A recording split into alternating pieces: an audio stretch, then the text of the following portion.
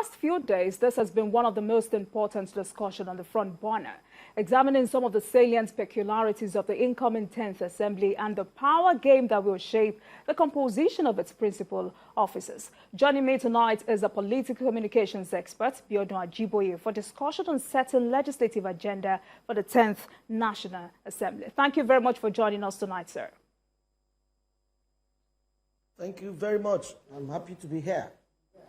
Same here.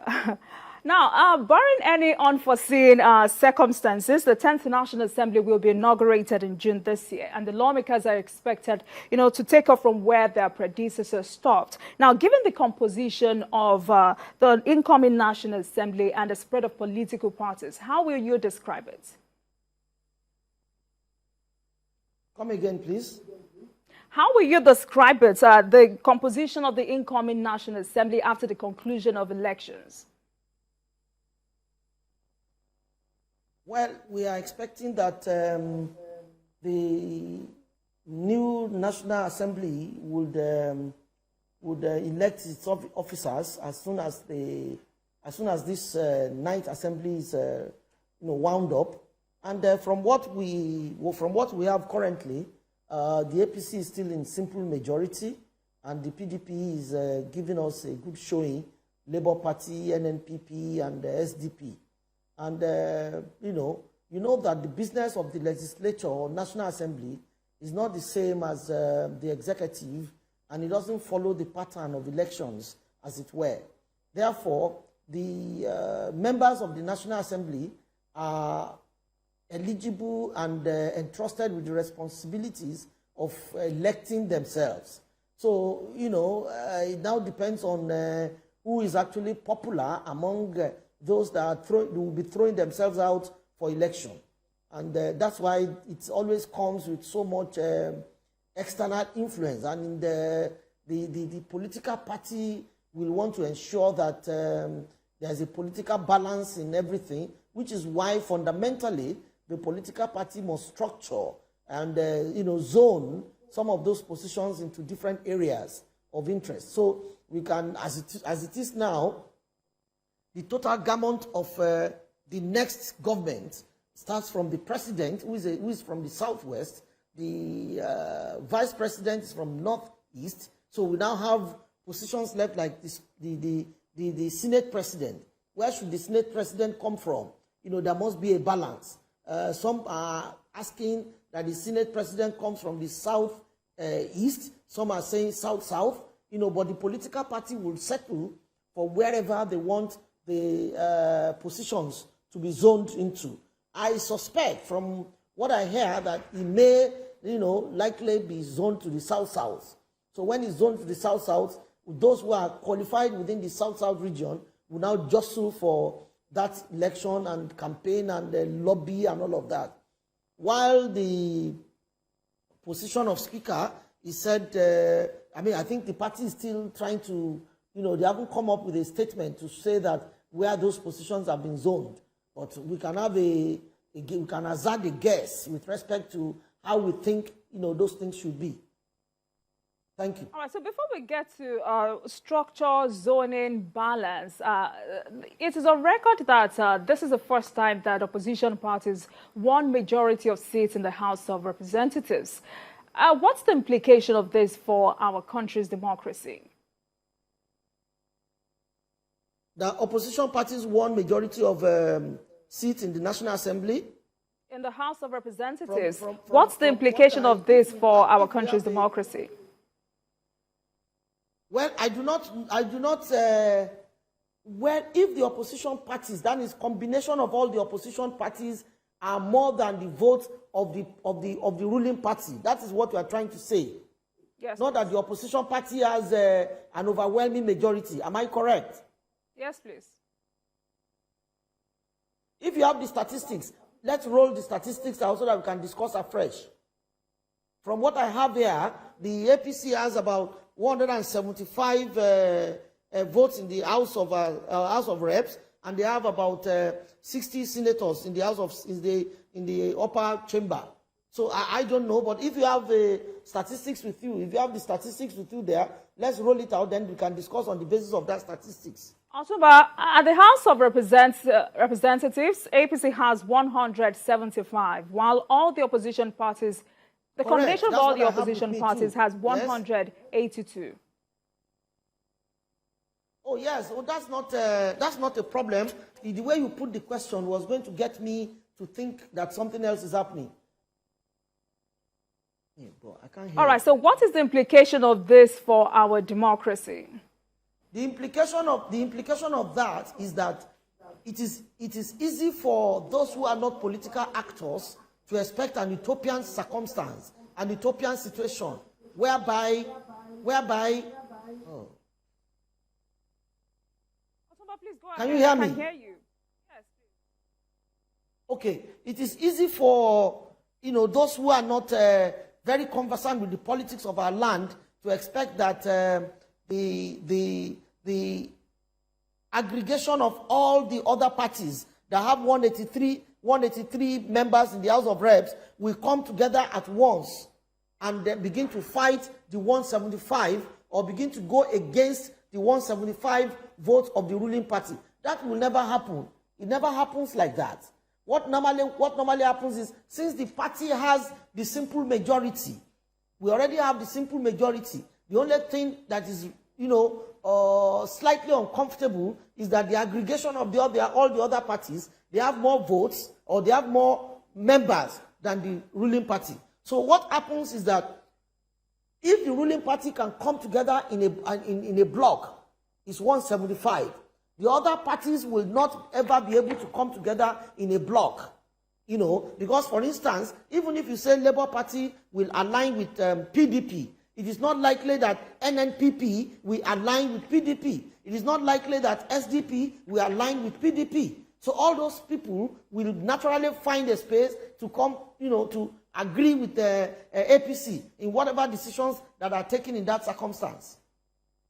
All right, so unlike so the therefore, House of the ruling party... Please go on. Hello, I really cannot hear you very well. All right. Can you hear me clearly now? I can hear you, but it's a bit faint. You may need to stop touching your hearing device, Otuba.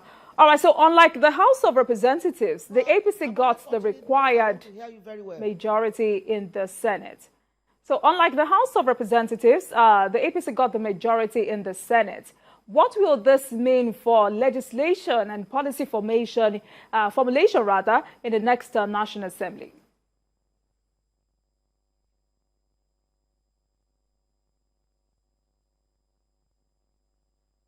All right, let me repeat myself, Otumba Ajiboye. The APC got the required majority in the Senate, unlike the House of Representatives. So I'm asking, what will this mean for legislation and policy formulation in the next National Assembly? Did you get that? It is very simple. I get it. Can I answer it? Please go ahead. Now, what will happen is, since we have a simple majority required in the House, in the Senate, it means that passing legislations in the Senate will be a lot easier than it is than it will be in the House of Reps. As far as the House of Reps, is concerned, we have to lobby some of the time, but even in the House of Reps, what has happened here is just simple that we don't have as much as the combination of all the other parties. While legislations and reforms and bills are passed from the Senate, it will be easier to get through with those bills in the Senate than it will be in the House of Reps. And the implication of that is that once the Senate takes the lead, it will be very easy. It will be very easy for the House of Reps to follow suit. But when there's a contention between the two, it will mean that the Senate can come up with one legislation and one voice, because we have the simple majority to pass bills within the Senate will be a lot easier and it will go smoothly. However, in the other chamber, there will be need for a little bit of lobby, negotiations, and all of that. But I can assure you, even in the House of Reps, it will still go well. All right, so, still talking about the spread of party representation at the National Assembly, some have said, okay, this is good, this is better for our democracy. But critically looking at it, won't the spread of party representation hamper achievements of unanimity? I do not think so. You see, let me tell you the way that politics play out most of the time. From those other parties, they will need that their members are appointed as principal officers. And once the ruling party, has that sympathy towards the other parties that form those small, minorities that have come to be, more than I'm talking of the House of Reps now. Once they recognize that it is the ruling party that will choose the principal officers, there will be this, they will mellow. There won't be this stiff competition. There won't be this stiff circumstance of, oh, no, we will scuttle all your moves. We would, be a stumbling block to smooth, legislation. No, it won't happen. But my understanding is that, if the ruling party decides where the speaker, where the Senate president will go, and the speaker and the deputy Senate president and deputy House of Rep, if they can appreciate the spread, but there is no reason and there's no way they would put the spread together like this for the legislature without combining it with the president and vice president. So it follows that the president from Southwest, the vice president is from the Northeast. Maybe the Senate president will come from the South-South, the speaker maybe from the North Central, and the deputy Senate president from Northwest, and the deputy speaker from Southeast. Maybe. If we have this kind of spread, it will mean that all the regions of Nigeria, all the zones of Nigeria would have been adequately represented. Otherwise, the zoning formula of the ruling party will be strictly adhered to. And that is what will form the precursor for the members to follow in their campaigns and in their jostle to fill these principal positions. All right. So, the race for the leadership of the National Assembly is in top gear. A lot of persons have been throwing out, different opinions as to how the party should handle this. But for you, how do you think this should be handled by the ruling party? Well, you see, interestingly, we have a core politician at on the saddle as the president-elect. What that means is that the kind of political administration that we play out this time may be different from what we had in the 8th and 9th Assembly. Why? Because don't forget, the president is the leader of the party.